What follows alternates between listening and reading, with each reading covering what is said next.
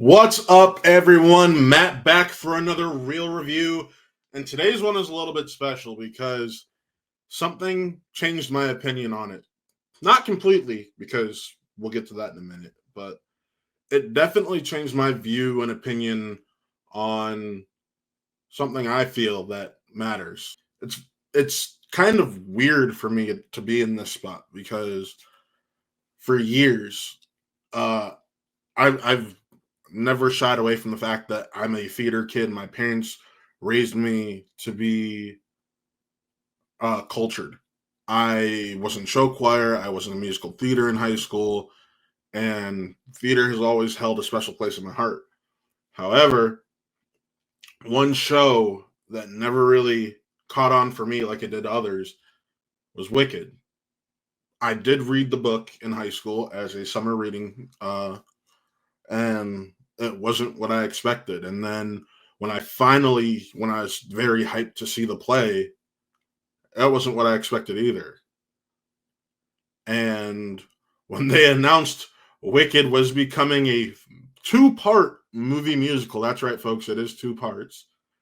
I was very skeptic on how my enjoyment would go with it. Well, without further ado, let's talk about Wicked, because I think this is one of the most interesting things I've seen all year. First and foremost, Jon M deserves to be able to direct any, and I mean absolutely any, movie musical he wants to in the future. Between In the Heights and this, he has almost single-handedly, outside of Steven Spielberg's West Side Story, redefined what the musical experience should be in movies. The musical in film has been redefined by those two men over the last 5 or so years. And I think it's incredibly important to acknowledge what he's been able to do for that genre. The choreography is stunning. The use of just various angles and shot choices are just crazy, but they work and are incredible. And first and foremost, these performances are next level. Now, unfortunately, I was never able to experience the Idina Menzel or Kristin Chenoweth run on Broadway, but their music lives on still. And I honestly think after listening to the music following watching this film that Cynthia Erivo and Ariana Grande hit that mark. They absolutely nail what those two are going for in the show. And I, for one, am just absolutely stunned because, yes, I am a part of that weird age gap generation, whatever you want to call it, that grew up with Ariana Grande on Nick. Because I was in my middle school years, early high school, that weird tween years when the Dan Snyder shows on Nickelodeon were meant for those kind of kids who were growing into more adult television. And I never was really a fan of hers. I was never really a fan of her music. I will never deny that that woman has talent. But I saw a side of her that I never expected to see. And whoever cast her, I know Jon M had a part in it, but the casting director, along with Jon M whoever cast her, just just spot on, incredible. I cared more about Glinda or Galinda, the G is important, than I ever thought I would. In regards to Elphaba, played by Cynthia Erivo, I was blown away because Idina Menzel is a gold standard, not only in Broadway, but in my opinion, the roles she has had in film, whether they be voice acting or in person or live action, excuse me. Cynthia just brought such new life to this character and made it her own. And the chemistry the two of them have on screen together is just unmatched. The duo is incredible, and they really make you buy that they hate each other.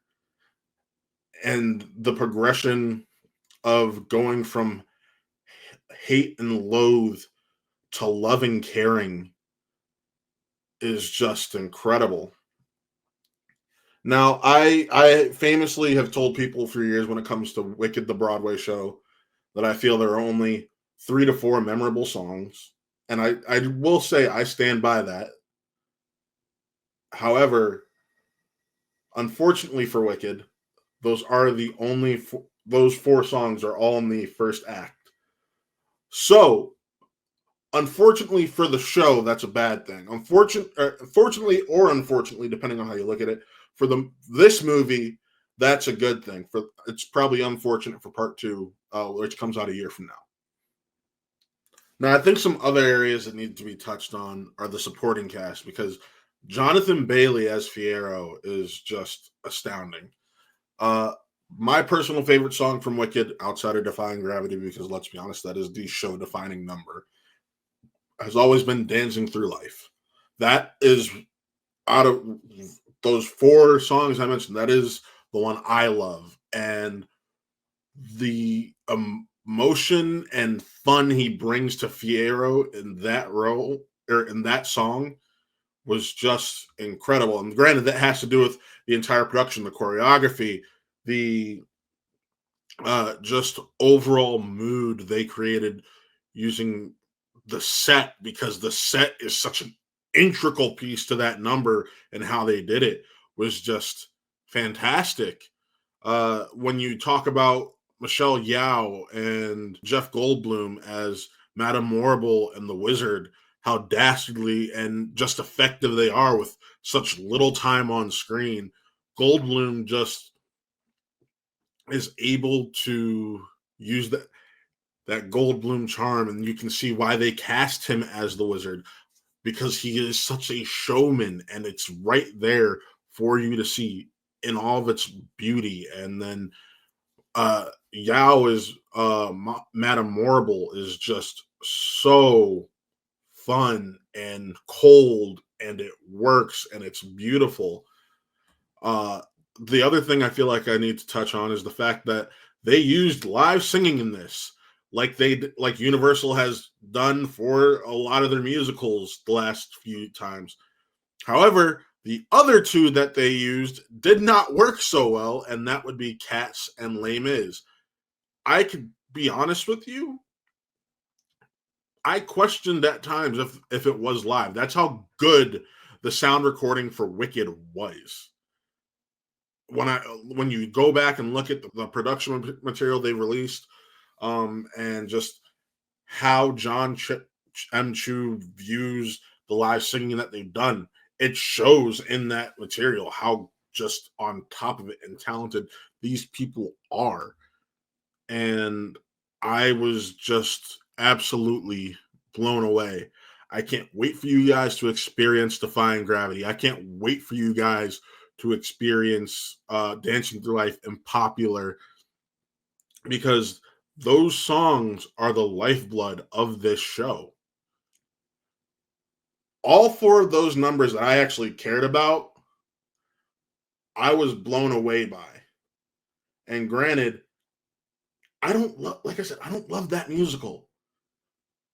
But this made me care for something I don't care about, which I think is absolutely incredible. The set design is impeccable. The cinematography is great. The only real issue I have is the coloring, because there are some shots that look washed out. And in this world of Oz, I feel like things should be more colorful. So, Wicked, I honestly believe, is one of the biggest theatrical releases of this year. It's sad that it has to go up against Gladiator.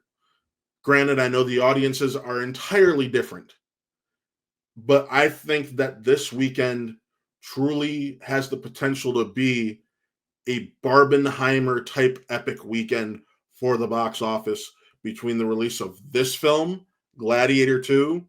I just think moments like this in film are special.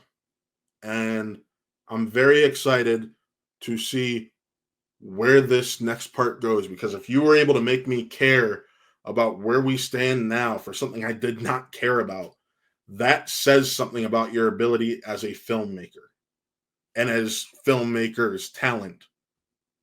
So if I'm giving Wicked a rating out of 5, it's a clear-cut 4.5 out of 5. Like I said, the only issue I had was the color grading. Are there points in which it's washed out? Yes. But ultimately, this film is something special. It's easy to see after this why people have connected with these characters for damn near 2 decades and what makes that show so special to so many around the world. So, folks, thank you for tuning in. And as always, remember to check out some of the other content we have over here at Wattville Entertainment. As I mentioned before, Gladiator comes out this week. I have a review for it right here on the channel. You can go check that out. Also, we have a Superman podcast going on currently called Views from Metropolis. It is about Superman, the Man of Steel himself, and being from Cleveland. And I'm going through and visiting all the different versions of Superman in film and television. So be sure to tune in. We had one episode drop yesterday, which was on Smallville Season 2. And we have another episode dropping this Friday, which is on Superman 2 with special guest Jeff Alterman. Also, check out our sister channel, Watt Gaming. That's run by my partner, Taylor Cleek. Any Twitch streams that we do or anything live there. The VODs, the VODs, whatever you want to call them, they go live there. So check out everything we're doing over there for Watt Real Gaming. But signing off, folks, I am Matt. This was another Real Review, and we'll see you next time.